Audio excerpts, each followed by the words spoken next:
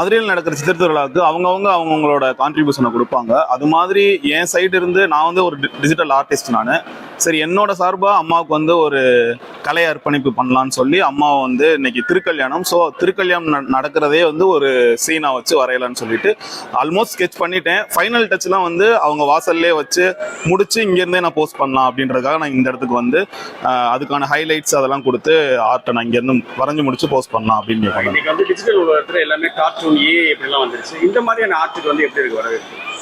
AI வந்து எப்பயுமே வந்து ஒரு நம்ம அடுத்த தலைமுறைக்கு வந்து ஏஐ தவிர்க்கவே முடியாது தான்.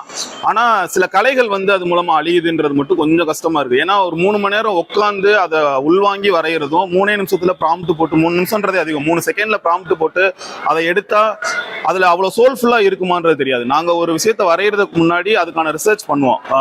மீனாட்சி எப்படி இருந்திருப்பாங்க, அவங்க என்ன மாதிரி ஆர்னமெண்ட்ஸ் அணிஞ்சிருந்திருப்பாங்க, அந்த காலத்தில் அவங்க என்ன மாதிரியான உடைகள்லாம் அணிஞ்சிருப்பாங்கன்னு சொல்லி அதுக்கு பின்னாடியான ரிசர்ச்சே வந்து கிட்டத்தட்ட நாங்கள் ஒரு வாரத்துக்கிட்டையாவது பண்ணுவோம். ஆனால் அந்த எந்த ஒரு நாலேஜுமே இல்லாமல் ஜஸ்ட் ஒரு ப்ராம்ப்ட் போட்டு ஒரு ஆர்ட் வெளியில் வருதுன்றது அஸ் ஆர்டிஸ்டாக வந்து எனக்கு கொஞ்சம் கஷ்டமாக தான் இருக்குது.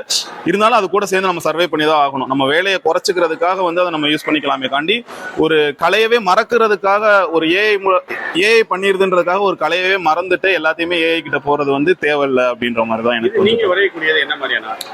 நான் வரைகிறது வந்து கார்ட்டூன் சிபி ஸ்டைல்னு சொல்லுவாங்க. இது ஒரு ஜாப்பனீஸ் ஸ்டைல்.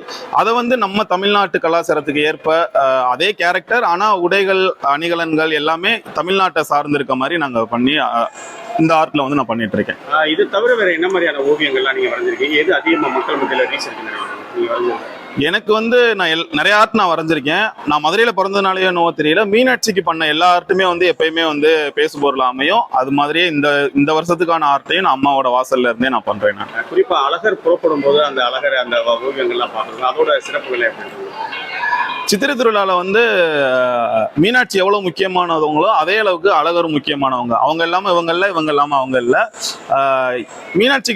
மீனாட்சியை வரையும் போது கிடைக்கிற அதே சப்போர்ட் வந்து அழகரை வரையும் போதும் அதோட அதிகமாகவே கிடைக்கும்னு சொல்லலாம். ஏன்னா வந்து அழகர் வந்து மக்களுக்கான தெய்வம், மக்களோட இறங்கி மக்களோட மக்களாக அவர் போறாருன்றதுனால இதே அளவுக்கு அதுக்கும் நல்ல எனக்கு ஒரு ரீச் கிடைக்கும்.